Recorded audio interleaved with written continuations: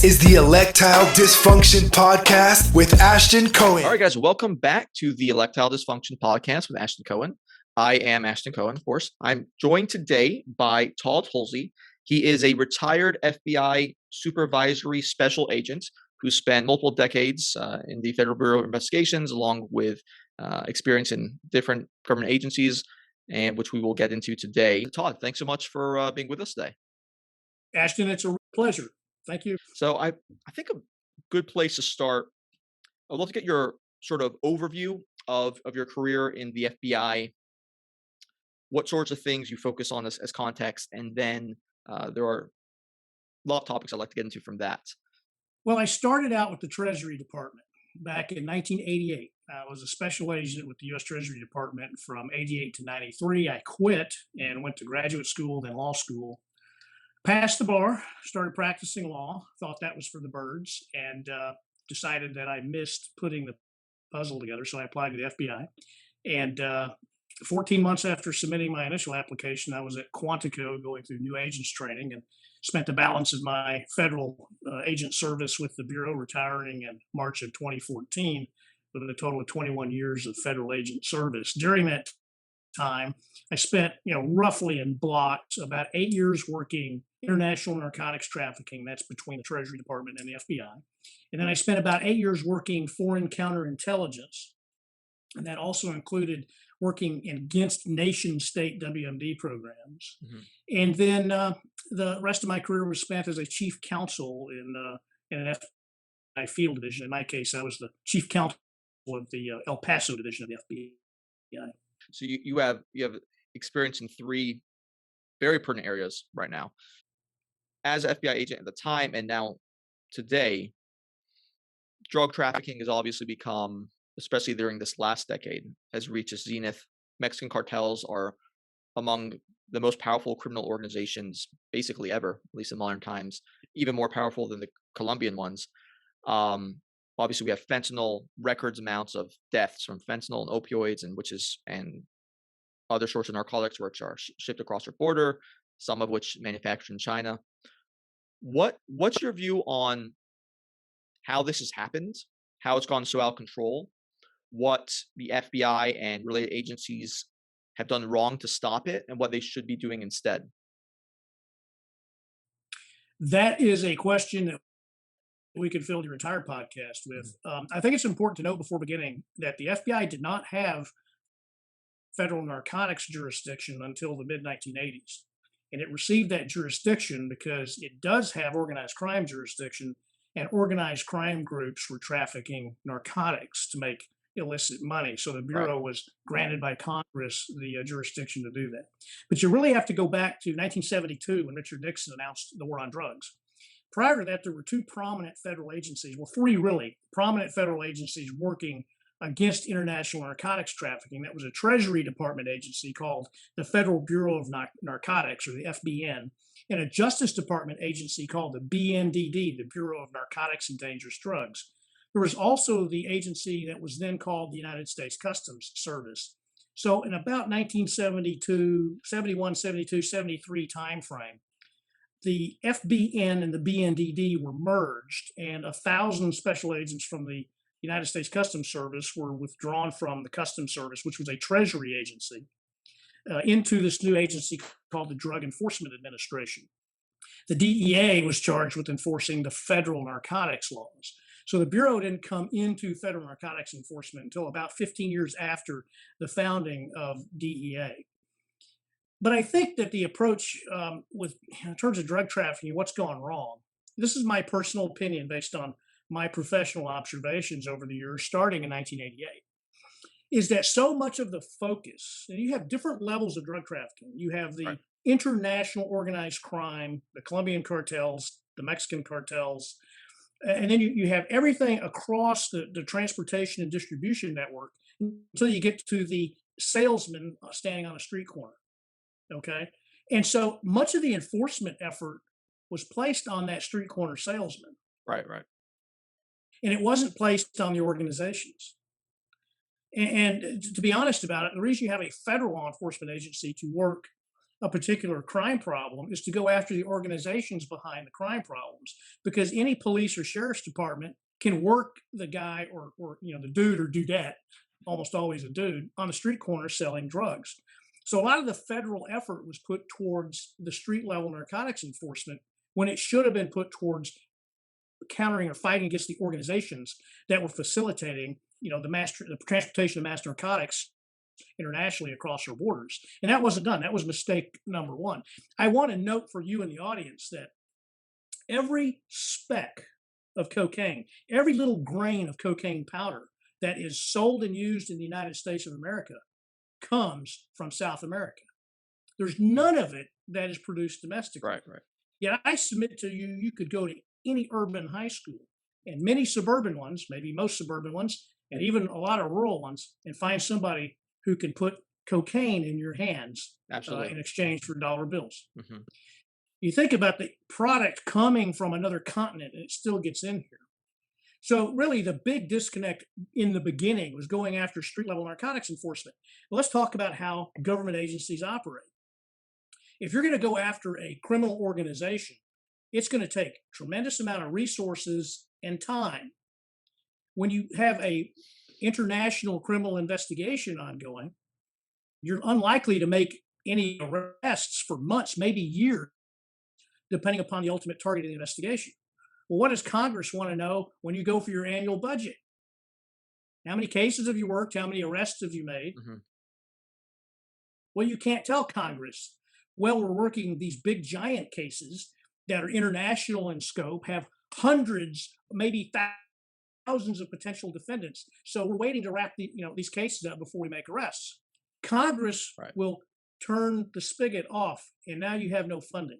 Right, and that's one of the great. I just want to touch on that. That's one of the sort of misaligned incentives with government programs, government bureaucracy, because when a agency does well and goes under budget, they're actually they're not rewarded for it, right? They're actually They're actually punished for it in a sense, because they're like, oh well, you don't need this kind of money. You're doing it on for 20% less, and you don't need these many agents. So it's the incentives are almost aligned to be slower, be less productive, less fruitful, be over budget, because that way you can keep signaling to Congress, oh yeah, we need more people, we need more money, we need more resources. So yeah, good. Yeah, that's absolutely right. And federal agencies, state and local agencies are not immune to inflationary pressures. Right. So gasoline for a fleet of vehicles, a piece of equipment is more expensive the next year than it was the year before. Mm-hmm. So when you get your budget cut because you're not producing, quote, producing, close quote, enough, then that doesn't signal good things for the agency to continue its main mission. So that is kind of in a nutshell. It's a simplistic, but still a very real example of why street level narcotics trafficking was targeted by the DEA and its predecessor federal agencies for the most part. Right, to get sort of the arrests on the record to show that you're doing something. Right. That's right. Mm-hmm. This is a tangent, but let me use it as an example. Hopefully it'll be clear to the listeners and the viewers, is that SWAT teams are absolutely necessary in modern law enforcement. Okay? We can argue whether the Inspector General of the Department of Education needs a SWAT team. It doesn't, in my opinion. But if you're a police department, a sheriff's department, a major federal agency, you need a SWAT team. Of course. Well, you have, people have to try out for it. They got to meet the standards. They got to do, fairly extensive training, not nearly like military training, but fairly extensive training. And then they have to go, once a week, twice a week. Instead of being on patrol, they're at SWAT training, right? In many departments. So you never use this because you're waiting for the hostage scenario to play out or something like that. Well, it rarely happens that way. So you end up using your SWAT team to serve warrants when before there was such a thing, you had a couple of detectives and a couple of uniformed officers kick a door in and serve a warrant. Mm-hmm. Now you have a SWAT team showing up and they're throwing flashbangs in, they're breaking the door down with a battering ram, et cetera, et cetera. And so it's kind of like mission creep, because whoever the governing body is going to say, well, you have this expensive SWAT team, you never use it. So it ends up getting used. So by using that analogy, the federal agencies, again, they concentrate on street enforcement because it generated statistics.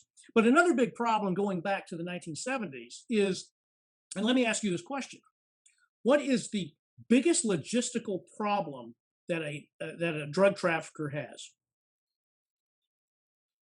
I mean, in terms of getting something over the border. That is a big problem. Right. Well, not the biggest. Not the biggest. So, not the biggest. Well, they're in a cash and carry business. The biggest problem is disposing of all the cash. Right. Now, I would like somebody to tell me how many top American bankers went to prison for facilitating the money laundering by international cartels. I'll submit to you that if any were, it's less than the 5 fingers on my right hand. Okay? Right. How many banks were prosecuted? You know, you're a lawyer, corporate entity, as a corporate person, a corporation can be prosecuted. How many banks were prosecuted and then the businesses dissolved for facilitating money laundering? No, absolutely not. Zero, to my knowledge. Yep. Maybe the Bank of Credit and Commerce International, a case from the 80s, can be used as an example. But basically, nobody went to the people who facilitated the necessary money laundering.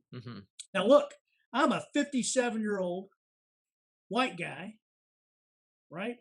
Middle class, Irish Catholic American, grew up in a working class Irish Catholic family, suburban Dallas, Texas. And I will tell you this, is that it was much easier to focus on the 17-year-old black kid standing on the corner slinging dope, as a criminal investigative matter, than the guy wearing a 3-piece suit who's sitting in a bank in New York City or any big city in America. It was easier to concentrate on that guy than it was almost always. Let's just especially in the 70s and 80s, the white guy in a 3-piece suit, who's upper middle class or higher. How many? Like I said, they didn't go to jail, but the 17-year-old black kid slinging dope on the street corner went to prison, often for a very long time. So our enforcement priorities were all wrong from the beginning. And we know. Can I cuss on your show? Of course. So money talks and bullshit walks. That's the law of the universe. One of the laws of the universe. It's an immutable law of the universe. And those who had money didn't get prosecuted. And so these were big faults. And Ashton, we will never ever recover from those two things: the focus on street enforcement instead of against the organizations themselves, and then the failure to properly attack the problem of money laundering. Now, I'm saying money laundering cases haven't been made. Thousands of them have. But like I said, how many big time? Yeah, that's true. They never go to jail. Yeah. So we're the drug war is a complete and total failure, and there's no way to get it back. My opinion. It's a very sobering analysis and makes tons of sense. I'm instantly reminded as well of the Deutsche Bank, who was basically getting out of all these subverting sanctions for Russian oligarchs, and again, nothing happens to them. And they've been involved in so many of these basically conspiracies to move around money for some of the worst people in the world. Again, nothing happens, right? So the fact that these banks, many of them obviously knew or should have known, constructive knows, right, where this money was coming from, and no one was prosecuted, as you said. And the sort of low-hanging fruits were the guys on the corner who can sort of check a box and make it look like you're doing something. That sort of goes to the fundamental problem of unaligned incentives when you talk about these government bureaucracies. Tangent based on the cartels and their power. What do you make of, because this is always one of the trickiest things, even when we do go after the cartels and when we're successful, what happens is you break up, Escobar and the Cali cartel, and then a bunch of small cartels then metastasize. And so what's happened to certain extent in Mexico, where the big guys like Guzman go, and then there's a vacuum, and then you have like 10 different cartels now competing instead of one guy who controlled everything. And now you have even more violence, and it's almost like a catch-22, because if the big guy becomes so powerful that he basically controls in effect the country, or at least regions of the country at the very least.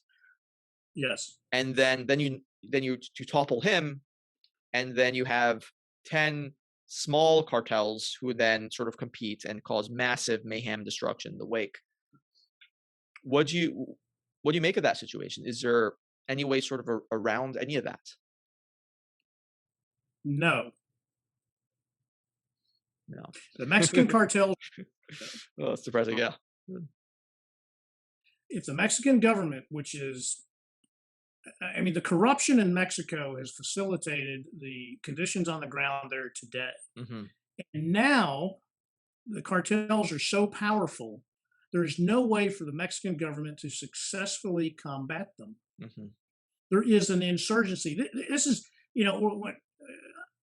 not that the news media ever was actually objective, but to the degree that it was, it is not today. And also our news media, you have to go to the BBC to get a regular news report. And I'm not saying that they don't have their own biases Right. over there, the BBC, but what I'm saying is you want to get a news report that includes pertinent international news stories as well as maybe local news stories. You don't get it on American news media. That's right. And there's a full-blown military insurgency going on in Mexico today. When have you heard on a Sunday talk show or ABC News Tonight or any of its competitors in which they talk about the insurgency there in any detail? We'll talk about it in terms of 50 dead bodies were found hanging from bridges today. Right, or the demographic profile of Goldman Sachs board members. That's what we get. Yes, that's more important in the news today. That's exactly right. So they'll tell you the story about the 50 dead bodies found hanging from bridges in Mexico. There's no coverage really of anything more in depth. Right. And the Mexican cartels are simply too powerful for the Mexican government to deal with. And if you're an honest Mexican official, it really boils down to this. Cartel goes to you. Let's just pick one. You are a police chief in a small Mexican town. Mm-hmm. Cartel goes to you and says, "Hey, chief, here's what we're going to do. We're going to move these trucks through your town. And, they got product in them. And we don't want you to stop them. And so we're going to pay you $1,000 a week, $100,000 a year, whatever." Because there's also, the cartels have, endless supplies of money. Absolutely. All right. So they can pay whatever they want. So let's just say great margins, and they can pay a lot of money. So they tell the police chief, "Hey, what do you make a year?" "Well, we'll triple that. Put that money in your pocket. All we want is you to look the other way." Right. So the police chief says, "Well, I don't want to do that." And then the cartel representatives say, "Well, chief, here's the deal.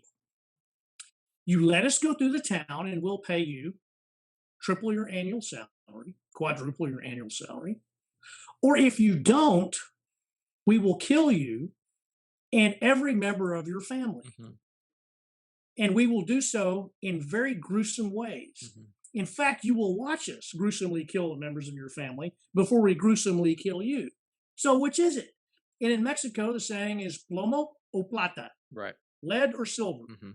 And the cartels are so powerful that they can make that deal with Mexican officials. I'm talking governors and senators and members of state legislatures and mayors and police chiefs and head of federal agencies. All of these people, they can have the same deal made. They can either shut their eyes, shut their mouths, take the money and facilitate, or die, usually very horribly. That's another aspect I don't think that the American people are really aware of. We have heard a lot about ISIS and their predations against prisoners,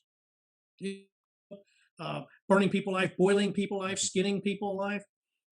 Most people don't realize that the ISIS was watching what the Mexican cartels were doing and emulating that. Mm-hmm. And so, I'm glad because most people don't know that. Right. Yeah. There's information been developed for years, in federal law enforcement that these two groups, disparate though they are basically in a campaign to one up each other. Now that shows you the depravity of both ISIS and the Mexican cartels. But it's very difficult for any Mexican official who's honest to operate against the cartels. And then globally speaking, the whole Mexican government is so rife with corruption, it always has been, that there's no getting it back in Mexico. And let me ask you this question. Well, I won't ask you the question. I'll just state the fact. 25% of Mexico's population, well, I'll state it in terms of a question. Where does 25% of the Mexican population live? In the U.S. In the United States of America. And all cartel activities, much like La Cosa Nostra and many organized crime organizations throughout history, is very family-based. based. How many siblings and cousins are in the United States living here legally and illegally, whose brother, cousin, dad, whatever is involved in narcotics trafficking? Right. We have this massive distribution network that we can never get rid of. Because when you have a population of a nation, an 80 some odd million person nation, maybe it's more than that, and 25% of the population, because Mexico sucks so bad, a quarter of its population has to relocate to the adjacent country, the United States. It Despite also being the provides 15th largest economy in the world, and it's just a absolute disaster case. I just want to touch, I just want to touch on something you mentioned about the level of corruption in Mexico, and I think this really encapsulates it. I remember, so obviously, those of us who are familiar with this, who have seen even shows like Narcos on Netflix, which I think does a pretty dramatic and interesting job of showing the progression of the Colombian and the Mexican cartels. So it used to be that Mexican officials, as you say, would bribe government employees in this way, lead or silver, and you don't do this, we're going to kill you, and that's still true. But then it's even more depressing than that, because as we saw with the capture of El Chapo's son, the government bribed the cartel members to stop the violence. So it's even worse than them bribing the government. The government now has to bribe cartel members to basically stop their violent rampage and destroying cities. I mean, I can't even think about anything more sinister, depressing than that. And you're talking about there is no. It's hard to, I'm not a pessimistic person, but it's hard to find any solution when you're in that kind of situation. And then on top of that, you also have these cartels who have diversified portfolios into things like, owning the avocado industry, right, and owning legitimate entities. Then you have their children who live here, and some of these children are professionals in their own right, right? There's bound to be many of them whose daddy or uncle were cartel money, and then they sent the kids to good schools over here. So the sort of interconnectedness is just unbelievable. Yeah, it is, and we can never eradicate that. And what do we see happening right now on our southwestern border? We see, as far as I'm concerned, an unprecedented wave of humanity who are making entry, and they're not trying to avoid border patrol. They're surrendering to the border patrol because our government's policy is, if you come and you surrender, all you got to do is declare yourself a refugee, say you want asylum, and basically we're going to let you in. And the cartels are not only making money moving humans, human smuggling, they're also making money through human trafficking, which is different but related. And at the same time, with this deluge of people coming across, does the Border Patrol have an opportunity to catch loads of dope coming across? No, they're all dealing with massive amounts of humanity on the southwestern border. They can't stop the loads of dope. It's a complete win-win for the cartels in Mexico, which means they're making more money, which means they're going to be even stronger. And it is a problem that, in my opinion, and I'm not advocating it, but short of invading Mexico, militarily eradicating all the cartels, and the Mexicans won't appreciate it, by the way, if we did that. And I don't think we should, but short of that, we're not solving the problem. And at the same time, because of our current government policy of letting anybody in who wants to come in, it's just helping them and making things worse. Of course. And it's bizarre but true. And we don't even have to talk about the social issues regarding American society being inundated by hundreds of thousands of Latin Americans each month trying to get in. And by the way, a lot of people from all over the world inside other countries, of humanity. That's right, other countries, and 100 nationals. We don't have to talk about that. Now, I'm sorry. Nationals from 100 different countries have come in this last basically year, which is insane.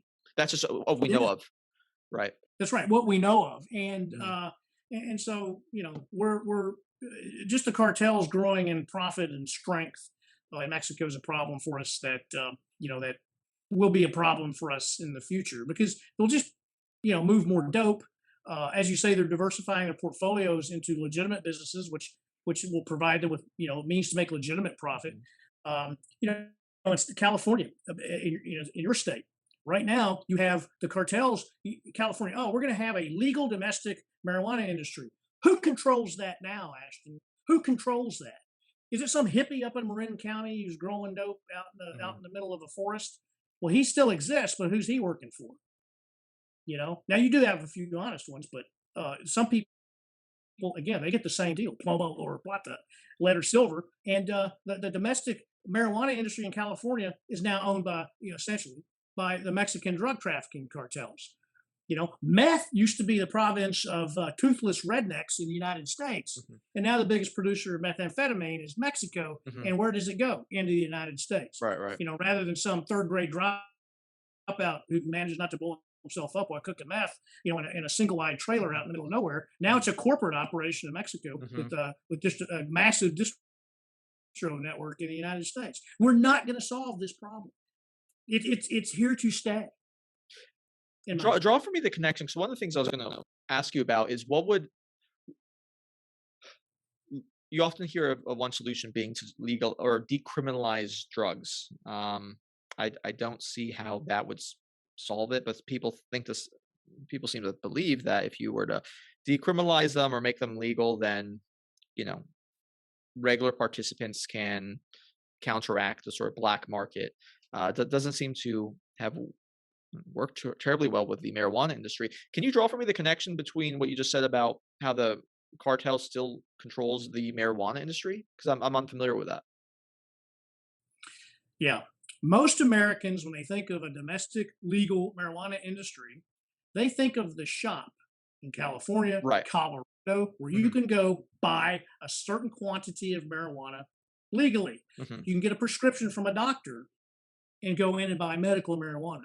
Right. You have the CBD oils and the THC edibles, all of these things. Most Americans, when you talk about legalizing marijuana and having a domestic marijuana industry, the image in their head is of those shops. What they don't think about is where the product come from. It's an agricultural product. It has to be planted. It has to be tended to. It has to be harvested. It has to be processed for distribution. And much of the marijuana grows, I think the majority today, much of the marijuana grows in California are owned by the Mexican cartels. They don't own the shop, that says medical marijuana up front, CBD oil, edibles. They don't own that. They own the production of the product necessary for all those end user consumer items. And it's a big disconnect in how Americans think. Right. And also legalizing drugs.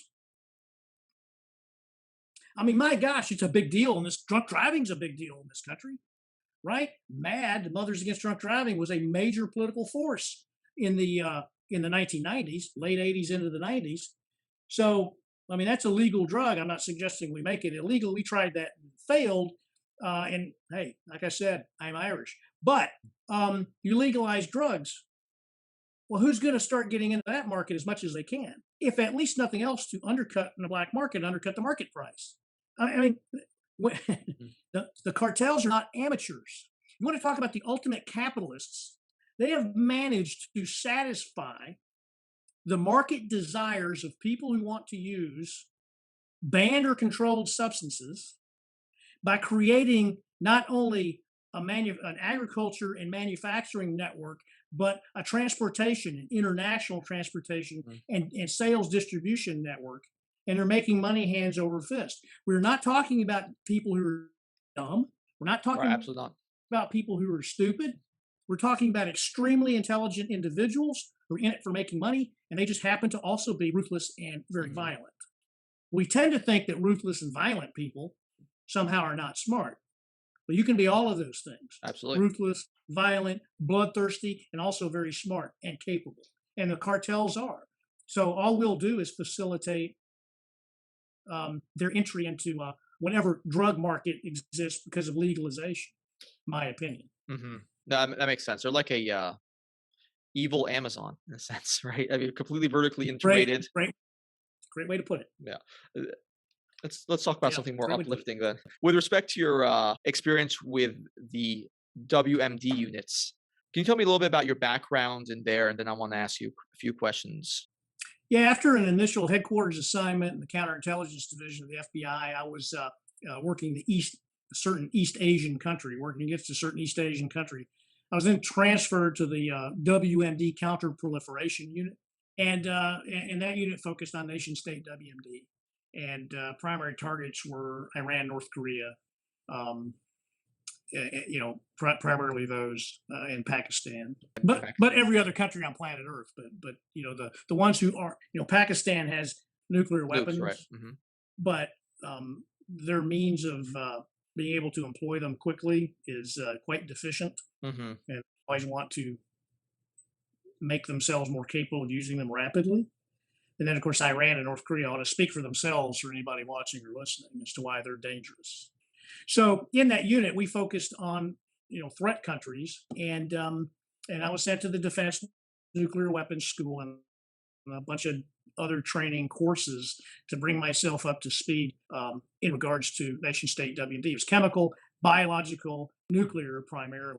Mm-hmm. Dirty bomb stuff is not really what we were working on. That's more of a terrorist or criminal tool.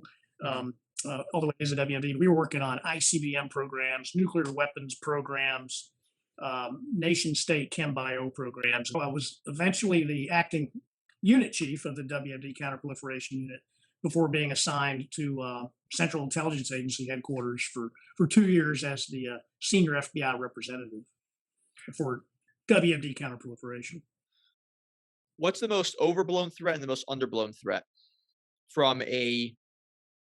both from a geopolitical perspective in terms of what can happen around the world that would disrupt everything, disrupt our economy, disrupt our way of life, and from a U.S. sort of Western perspective? I don't know if there's any overblown threat. Okay. Well, yeah, there is an overblown threat. And I'll talk about an underblown threat if I can think of one. Overblown threat is the specter of a terrorist carrying a suitcase that contained a nuclear device in it. Mm-hmm. The lone actor who right. somehow gets a suitcase bomb into an American city. That is a low probability event. It's not impossible, but it is improbable. Mm-hmm. And I can't say, I'm still bound by the classification rules, right. So I can't describe nuclear devices, but mm-hmm. I will just leave it at it's not impossible, but right. it is improbable. Right, and there's so many variables involved in that. Is what you're getting at in terms of being able to acquire it and then store it and then transport. I mean, I've read a bit about it, and it's extremely difficult. Just all the variables involved, and all the sort of expertise you need in different sort of subject areas. So that makes sense. And so that's overblown. I'm not sure there's an underblown mm-hmm. threat. Well, see, again, you have a certain perspective and you look at it, and it's not. I think today, because our media coverage is so slanted towards one certain worldview, mm-hmm. at least in my opinion it is, right. At least our national news media is, that the Iranian threat might be underblown. Mm-hmm. I believe that Iran is very close. Now, these are in relative terms. I don't mean next week, but right. within a couple of years of having a functioning nuclear device. And regardless of the Obama-Iran deal, regardless of Trump administration not complying with that deal, the Iranians have always had their eyes on obtaining a nuclear capability, and they're not, there's no treaty or agreement. The Obama agreement was not a treaty, it was an agreement. There's no agreement or treaty that's going to keep them from acquiring nuclear weapons. It's been on their wish list for a very long time now, and they will eventually do that. Yeah. Now, obviously, our nation and particularly Israel are working diligently against that process in Iran. Will we be ultimately successful? and I say obviously because it's been in the news. Right. You talk about malware being inserted in Iranian programs, and I'll just let the news stories on that speak for themselves. I'm not Hmm. speaking from any current personal knowledge at all, but just those things, so we can kind of see what's happening when you look at geopolitical news. Anyway, Hmm. but So you're saying there you is a can't trust belief. the Iranian mullahs who have killed tens of thousands of their own people to abide by an agreement? Is that your contention? No, you Okay, can't trust them shocker. at all. And so I think that is underblown in our media because we want to applaud uh, President Obama for making the agreement, want to trash President Trump for deciding not to comply with the agreement, Hmm. want to applaud Joe Biden for considering complete U.S. compliance to that agreement. I don't think he's made that decision yet. Want to applaud these things, and there is a narrative out there that the agreement would have kept the Obama agreement would Right. have kept the Iranians from building nuclear weapons. Yeah. Well, I mean that's fantasy, in It's my absolute opinion. joke. No, yeah, I mean it's absolute joke. Factually speaking, absolute joke. We already the Israelis already uncovered information years ago that they were cheating the entire time. The agreement basically, to the extent it was agreement, was oh yeah, you can monitor these facilities but not these ones. So where are you going to put it, right? And of course it's in their complete self-interest to do it because they saw what happened with Gaddafi, they saw what happened to Saddam, they saw what happened to the other Middle Eastern despots, and your assurance in terms of trying to um, stave off regime change from outside forces while you kill your own people, massacre them. My mom obviously was is a refugee from that country. Is to have a nuclear bomb, so then people will be like, okay, Iran may be evil and all that, but they have a nuke, so there's not much we can do, and so it's completely in their interest to do it. And yeah, exactly, nothing will stop them from doing it because their own people want to overthrow them, and the only thing that would absolutely ensure that no momentum can be built from that by other Western or world powers joining their own people to overthrow them is to have a nuclear bomb, because then the calculus changes and it's like, okay, can we be on these? Should we be facilitating this because this could lead to a nuclear explosion somewhere? So yeah, I mean, what you say is completely correct, and it's there's been so much of the Russia coverage, and of course I think Russia is a geopolitical foe. They always have their hand in everything, Yes. and it's in their interest to basically stir the pot constantly because the United States being distracted ensures that they're able to meet their Putin's strategic objectives, and no one will stand in their way. Um, but yeah, it's all the Russia coverage the last few years at the expense of thinking about some of these other issues is really damaging. I Yes. want to sort of segue that with the whole FBI. The say recent FBI history. So you're obviously a veteran there, spent decades there. So there was a interesting poll was a couple months ago that the FBI is viewed favorably by 78% of Democrats and 55% of Republican voters, which is unbelievable. That's a complete role reversal. It's a 23-point gap. Whereas I'm born in the 90s. I'm old enough to remember when all my left-wing friends were the fuck the system kind of people, right? They were absolutely against the FBI and the CIA and any semblance of what they would consider imperialistic United States and the security apparatus that's built upon. Obviously, a huge role reversal. Not much of it is, well, actually, all of it is due to the fact that the contentious relationship that resulted from Trump and the FBI, where the FBI, individuals in the FBI, like this Kevin Kleinsmith, who was just charged, altering emails in order to get FISA warrants with false information and the sealed dossier, which was complete bullshit, in order to spy on Carter Page and essentially spy on the Trump administration.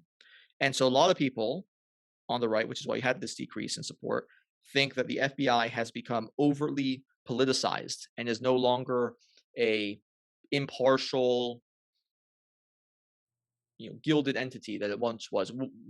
How do you perceive that as someone who was in the force for 20 years? Now you're out, you're a private citizen. What do you make of sort of the leadership ranks and your whole opinion on that? Well, I think it's a logical reaction to the Crossfire Hurricane or the Trump-Russia investigation that went on. It's logical to believe that the FBI is not as credible as it once was. I can tell you as a retiree that when I retired, it was like, "Ooh, you were an FBI agent." Now it's like, "Oh, you were an FBI agent." Mm-hmm. It is. I mean, it's changed dramatically. Absolutely. And the whole case, the Russia investigation, it really was about 8 or 9 people who were in key positions who caused it to happen. There's 13,500 FBI special agents. There are another 22,000, I think, support employees. The whole FBI has been tarnished by about 8 or 9 people, and their apparent partisan point of view and shepherding this investigation forward. And it's not a good. It certainly wasn't good for the Bureau's reputation. It's going to be very difficult to repair that in the minds of the American people. And but the good side of the story is, again, we're talking about 8 or 9 people, not 800 or 900 people, 8 or 9 people, starting with Andrew McCabe as the deputy director, and then the other personalities who make up that story. And I can't get into their hearts and minds, but if you just take what's at face value, like Peter Strzok, who I have worked with personally on one occasion, and Lisa Page, his girlfriend, who worked in the FBI General Counsel's office. There are text messages back and forth, about not letting Trump win the presidency. We won't. Well, that's not the province of the Bureau to decide who gets elected or not. And it seemed like they tried to derail the campaign. And the fact that an affidavit was taken to the Foreign Intelligence Surveillance Court when it was known, at least by the time of the second renewal, that the information that was used as probable cause predicate, namely the Steele dossier, was all a partisan hack job piece. And it continued to push that FISA, the Foreign Intelligence Surveillance Act surveillance package, through the DOJ and to the court, is really, to me, that's a dereliction of duty, all capital letters. And I do think that this is one thing about being in the FBI. This is a very tangential remark, but you always see a headline: FBI screws up, fill in the blank, whatever it was at the FBI screwed. Now, how many times have you ever seen a headline that says United States Attorney's Office screws up, fill in the blank is how? Well, you never do. Most Americans don't even know what a United States Attorney is. Right. Yeah. That is the federal district attorney. There are 94 of them around the country. Presidential nominee, confirmed by the Senate. The U.S. Attorney's Office, which works for the Justice Department, has tremendous control over what the FBI does once legal process is implicated. In other words, when a grand jury or a court becomes involved. So a lot of the headlines that you read, FBI screws up, fill in the blank with screw up, it was really the Department of Justice. But newspaper reporters and TV reporters knows that nobody knows what a United States attorney is, but everybody knows what the FBI is. So there's an element of that in the press coverage, and FBI screws again. Often, having been there, I can tell you that it was a decision that either Maine Justice made or the U.S. Attorney's Office made. So in the case of the FISA court, you have the National Security Division of the Department of Justice handles cases that go to that court. So that the affidavits, which are called declarations under the FISA, have to go to DOJ, which they approve them too. So there's a lot of blame to go around in terms of those actual affidavits getting in applications for FISA surveillance getting to the court. So it's not just the FBI, but in the FBI, again, it's about 9 people, but they were in key positions. And like I said, it's logical that Americans would, have less trust in the FBI. But I think that poll also shows that as a population, we're very divided along, political lines as a population. If 78% of Democrats think the FBI is credible, and 55% of Republicans, or if you want to be leftists and rightists and liberals, conservatives, You would want it to be maybe more even, and it's not. Yeah, but it is a logical conclusion. Yeah, no, it is troubling. It goes to a sort of general trend of institution by institution sort of being less trusted Yes. and by the American people. And for some, it's for some institutions are more distrusted by people on the right now, some by the left, some by both, right? And so that's when you get into some real trouble, when there's no fabric sort of binding people together. There's no belief that the people who have the power in your country are actually pursuing your best interests or good motives. And so that's why, even as you said, with a few people in key, very powerful positions can tarnish the entire agency. Yes. And it's very troubling. What do you make of?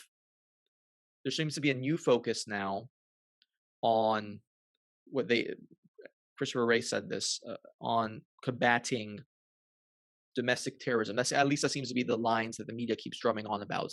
White supremacists are everywhere. Domestic terrorists are everywhere.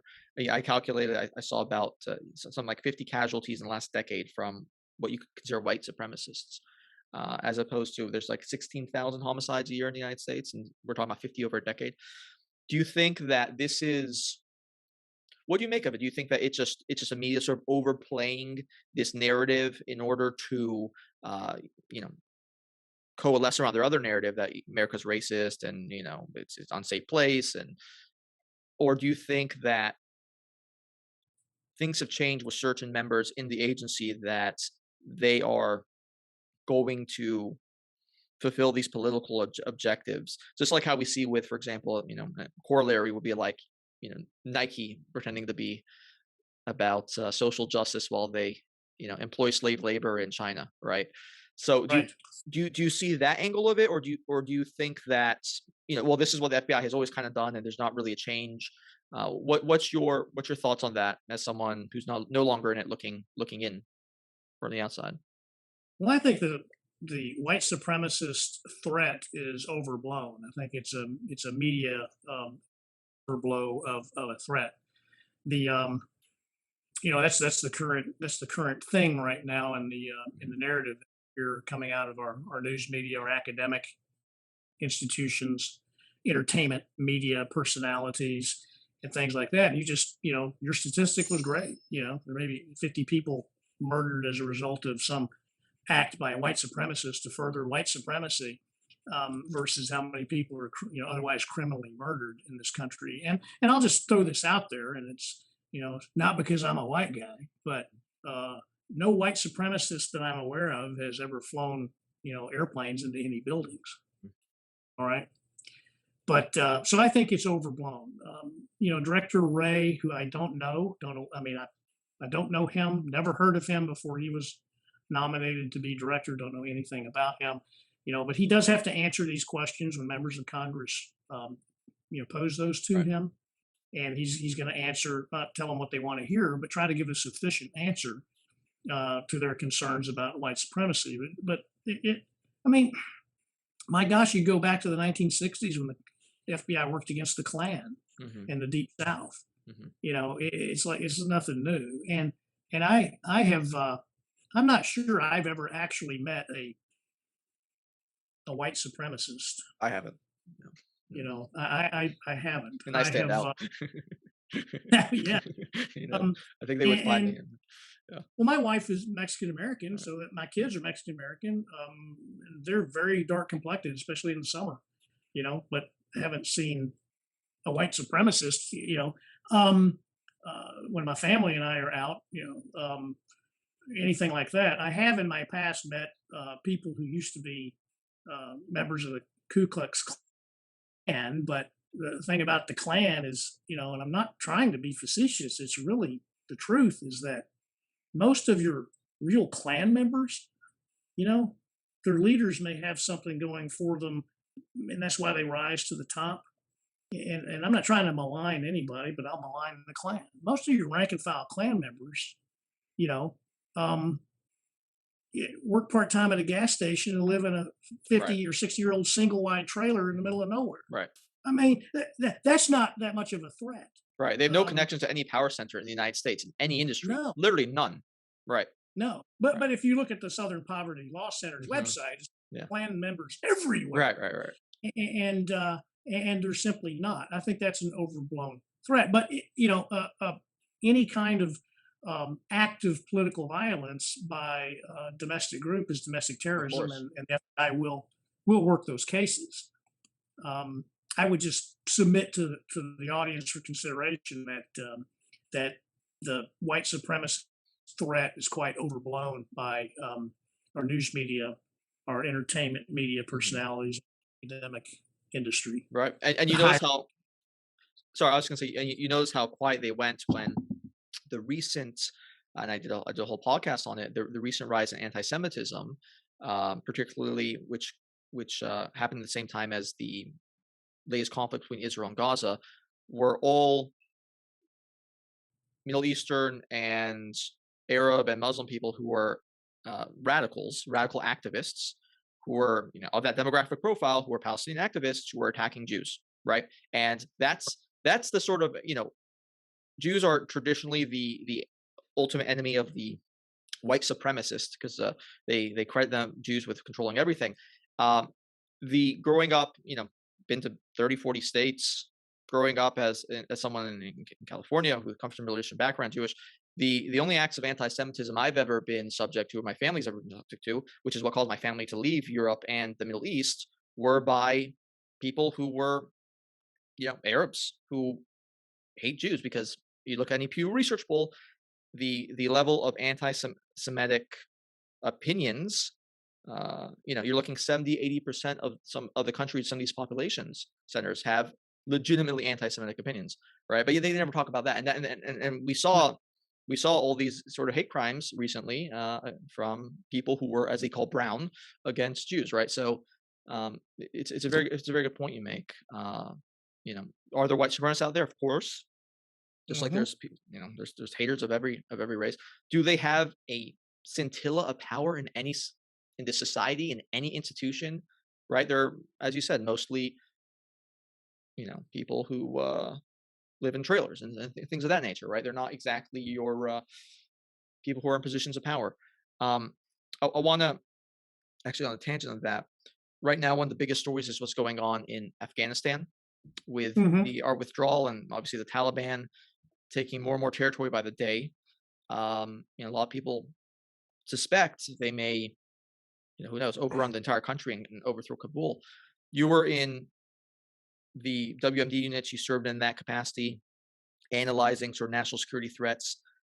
What do you make of, first of all, maybe what's going on in Afghanistan, the Middle East, and sort of what America's role will be going forward? Because it seems like on both sides, we're so tired of intervening. We want to be more isolationist.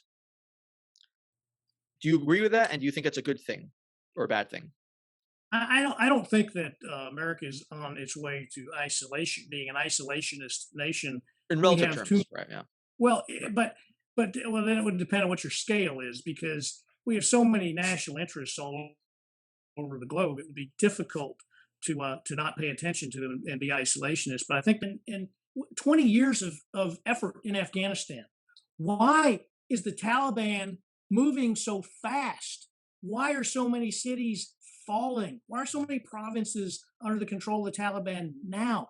Can't the Afghans, after all of the help that we've given them, the training, the equipment, all of the money we've spent there, and I'm not even talking, how much American blood has been shed, Right. American lives, American limbs Right. lost there, and the Afghans are letting the Taliban take over. They're letting it happen.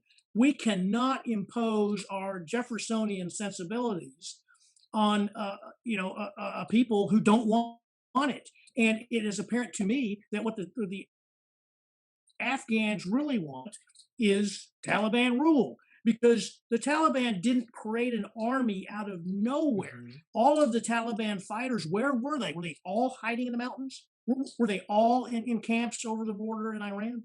Where were they? They didn't just materialize out of thin air. They weren't beamed down from an orbiting Taliban starship to fight. They had to be people who were laying low and rose up when American and Allied forces left and began taking over. And, you can lead a horse to water, but you can't make it drink. Well, we've tried to help the Afghans, and they don't want that. They didn't want to take up for themselves to the degree that they're not going to allow the country to be taken over by the Taliban. We can't, as Americans, do everything for everyone else. They've got to want and not be under Taliban rule. Well, apparently, enough of them are voting by breaking out the AK-47 from, whatever hole it's been buried in and going on the offensive. And what have we accomplished there? 20 years of military and diplomatic involvement in Afghanistan for what? And I want to say something about the fallacy of sunk costs. I hear this occasionally from people. Well, we've lost almost 3,000 troops there. We can't pull out now. Well, when are we going to win? When is it going to be victorious?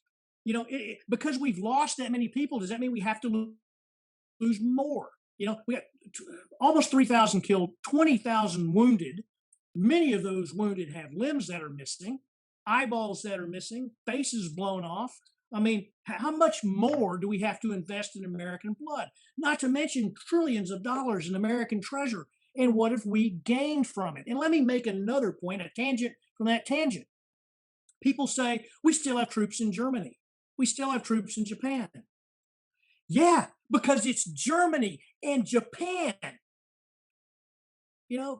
It's not Afghanistan or any other country in Central Asia or the Middle East. The Germans and the Japanese were completely defeated, and we occupied those nations and rebuilt them. And they're friends, they're allies today. That's why we have troops there, because they're our allies. To say that we have troops in South Korea, the same story. Right. To say we have troops in Germany and South Korea and Japan since World War II and the Korean War, respectively, then we can keep troops in Afghanistan. The three countries where we have troops that I just mentioned are allies. They want us there. The Afghans don't want us there. We can't occupy it. Can't occupy it forever. And why is it the job of the United States of America to police every corner of the globe? And I think this goes back, frankly, to the Bush administration in Iraq. I mean, with 2020 hindsight, again, this is a comment based on 2020 hindsight. Do we really need to invade Iraq? I don't think so. And I think that's going to go down in history as one of the biggest geopolitical blunders of the United States in the first half of the 21st century. We can talk about why I think that if you want or not, but I think it's going to go down in history as a giant geopolitical blunder. But as far as Afghanistan goes, what price do we pay? What price do we pay so that we can make sure that the Afghans aren't ruled by the Taliban? In this case, we've done enough. The Afghans, I think the situation speaks for itself, and it's going to be taken over by the Taliban, and it's going to be ruled by the Taliban, and it's going to be horrible for the people there who don't want to be part of the Taliban. But you know what? There's a lot of horrible places and a lot of horrible people and a lot of horrible things all over the world. And we earlier spoke about Mexico and the Mexican cartels and the military insurgency that goes on there between the cartels and the government. And not to mention the fact that a year ago, it was either 2020 or maybe 2019, 26,500 people were murdered in Mexico, which does not approach the population of the United States. It's a more dangerous country to be in Iraq. So, and we're not doing a damn thing about that. In fact, we're letting floods of people over. But people want to do a damn thing about Afghanistan. After 20 years of American involvement, it is a fail boat. We have failed in Afghanistan. I never quite understood what the end once we defeated the Taliban after 9/11. I mean, a couple of months, Taliban defeated. Well, we were going to make Afghanistan to Switzerland. So you don't think that's possible? Well, I don't think that that's possible. Having been to Switzerland, I've never been to Afghanistan. I've been to Saudi Arabia. I've been kind of close, but I have been to Switzerland. And just looking at the National Geographic issues about Afghanistan, I don't think it's going to turn into Switzerland anytime soon. But it's like imposing democracy. And I don't want to mix these two things too closely, but temporally they're pretty close together. But creating a democracy in Iraq. in a country that's never had one. Right. Democracy has to grow organically, Absolutely. I think. But anyway, back to Afghanistan. What the hell? Let it fall. Do we have to pin on the world policeman badge all the time and go sally forth with bodies and equipment and money to cause change in places where it's never going to change? And for the audiences who don't know the history, what about the British occupation of Afghanistan? Gee, did that go well? No, the British were run out of Afghanistan. Shall we talk about the Soviet Union and its invasion and occupation of Afghanistan? Right. Was that successful? No. Was the American effort there successful? No. Chalk it up to a lesson learned and good goddamn riddance to Afghanistan. And just set it aside, because we're not going to do anything to change the situation on the ground.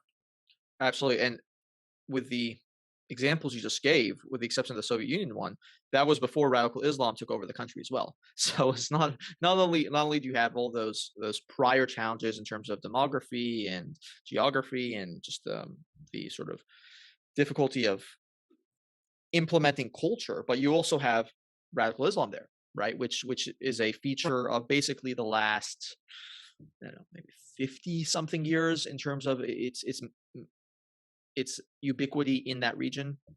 There was once a point where they, around the 60s and 70s, where they looked like they were having some progress, but then that went away, just like it did in my mom's home country when radical Islamists took it over. So absolutely. And there's a few things you said there, so I want to sort of tie together. This idea that we have to, first of all, democracy is premised on other things. It's not just something out of the blue. There has to be a culture underpinning it. There has to be a culture of representative rights and theories on how people need to live their lives, and the separation between church and state, and all these sorts of Judeo-Christian philosophies that underpin, and the ancient Greek traditions that underpinned these theories that were then put together and then implemented, and then over a course of several hundred years became what they are today in Western Europe and the United States. It's not like you could just flip a switch, particularly from people who are of vastly different cultures. And who's to say that democracy is the way to go right now, at least in various parts of the world, right? I mean, Singapore would never want what they have in terms of their government control of things. But if you ask a lot of Singaporeans, it works out pretty well for them. Could Saudi Arabia be a democracy? I don't think so. Not right now. If you were to get rid of the royal family in Saudi Arabia, you would probably have Afghanistan. You wouldn't have Switzerland. And then this idea that we have to police the world, and that it's a very neoliberal or neoconservative as well, patriarchal position that we can just, we know better for you guys. We can just implement it there. Whereas it never comes to, why aren't the people in their country fighting for it if this is what they want, right? How does it benefit, right. And we have this problem with immigration as well, you said 25% of Mexican people of Mexican descent live in the United States. El Salvador has like 1/3 of their population here. And no one ever asked, well, how is that helping El Salvador to have 1/3 of the population here, mostly men, the guys who are expected to fight for their country against the MS-13s and those people of the world. So, right. Yeah, I mean, it's just really, and it goes to show you this Overton window that's sort of been enforced by the media in the United States, of what we can talk about, what we can't talk about, what perspectives we can have. It really sort of shatters me when you look at it from all these different perspectives. So my final question to you would be, is there anything you're hopeful for this coming decade in the United States or around the world? Well, I'm not hopeless, Ashton, but I'm very concerned. I'm not a professional historian, but if I've read one book of history, I've read 1,000 of them. And what it's taught me is that every century is full of bad things. We had 2 world wars in the last century, right? We had the Spanish flu pandemic of 1918 through 1920. We had a global Great Depression with the big crash in 1929. And it was a global depression. We Americans think that it was just in our country. Right. It was a global depression. Yes. And I tell my kids, I said, in your lifetime, 3 things are going to happen. going to be a global pandemic, a global Great Depression, and a global war. And I said, and recently, I said, you're living through the global pandemic right now. So the question is, when are those other two things going to happen, and will you survive them? Who knows? I don't try to scare them, but I don't know how much time we have left, because you kind of got me on a soapbox. And I don't mean to be on a soapbox, but you kind of got me. Mm-hmm. But we live in a country in which many of our countrymen could not find Canada on a map if you spotted them North America. We live in a country in which you have middle class and upper middle class white kids protesting in these Antifa protests, wearing $250 sneakers, carrying $1,000 smartphone, wearing $100 blue jeans, decrying the evils of capitalism, because they don't know where all that stuff comes from, And so the cognitive dissonance is huge in this country, and we see the news media industry, the entertainment industry, and the academic industry are the wholly owned subsidiaries of the American left. Not classical liberals, right, but the American left. Not even classical labor, right? Because that was one thing that we could sympathize with. Right. Right. That's true. And there was, citing polls that you remember reading about but don't remember exactly is fraught with danger. But there was a poll I read an article about some years ago that something like 80% of all humanities professors in the United States consider themselves Marxists. Mm-hmm. I mean, that wouldn't shock how? me. Yeah, I mean, haven't we sounds had unbelievable. enough examples of the failures of Marxism around the world? The real communism hasn't been tried yet. I know, it's always that we can do it right. That's what we did in Iraq when we invaded. We can do it right. Right. It's not going to be like Vietnam. We can do it right. Well, anyway, getting back to the main point is that I'm not sure our society is capable. In fact, there's quite the lack of resilience. You have at Brown University, you had two women. This is about 3-4 years ago, maybe 5 years ago now. Two women debating whether a campus rape culture existed. Two women, one saying no, one saying yes, at Brown University, and they had a safe room where kids, see, supposedly adults under the law, would go when they just can't stand it anymore. They could go to the safe room where they had crayons and coloring books and stuffed animals and ice cream. I mean, come on. That's what you do for a kindergartner, not somebody who's over the age of 18. But we have enabled the softness in our society that is, I think, is unprecedented in human history, especially in the West and particularly in the United States. So I don't know if there's the built-in resilience. Do you think that the Gen Z and the late millennial generation, do you think that they could do what their forefathers did during the Great Depression and in World War II? Yeah, well, I don't know what to answer that. I don't know. Is it yes? Is it no? Is it, well, we'll have to wait and see. So you're saying the purple-haired liberal arts degree majors from Berkeley couldn't build Empire State Building? Is that what you're getting at here? I would think they would not mesh well with the steelworker crowd. Yeah. And construction industry. And also math is racist as well these days. Else. Right. Yes. 2 + 2 is no longer 4. And if we say it's patriarchy and white supremacy. And so with all of this stuff that's roiling in our society, where do we come out in 10 years? I don't know the answer to that. And another thing is I got an 18-year-old who's about to go to college and a 16-year-old. Their impression of news is seeing something on Twitter or Snapchat. So that means any jackass can make a video or post something on Snapchat or post something on Twitter and express their opinion, and they look at it and think that for some reason, think that that's news. It's just some jackass posting his or her opinion. It's not, there's no credibility behind it. No questions asked about it. It's just assumed, well, that's information, so therefore it's news. It could be a complete lie, but they don't know, and they don't know to ask. And that's very problematic to me about where our society goes, because if they lack the ability to, and I know they're still young, but if they go to a university and they're propounded this worldview, at what point can they independently analyze what they see and hear and understand around them? I don't know. So I'm not hopeless, but am I hopeful? Um, no, I'm in a wait and see mode, and I don't mean to seem to be overly pessimistic, but somebody has to give me some examples of where we're going to go. Most people can't. Most people, talk about the stimulus checks and the fact the Fed's printing money hand over fist. They can't explain to you why that's bad because to them, well, the government prints the money. They can print all they want. Well, but that's not how it works in the end. The piper will be paid. What's going to happen then? What's going to happen? China has its own internet. So does Russia. They can disconnect from the World Wide Web. Both of them can. What if China disconnects and then sends out a massive burst of malware that shuts down the internet around the world in the United States? What are we going to do then? It's more than just not being able to get on the internet. You got a credit card, you go to the gas pump, you put that credit card in that pump, you put gas in your car. How do you think that card is talking to the bank? Through the internet. You want to get money out of the ATM? Well, good luck. There ain't no internet. That card's talking to the bank to get that money out over the internet. Same thing, buying stuff with a debit card at the stores. We also live in an economy in which we have on-demand resupply.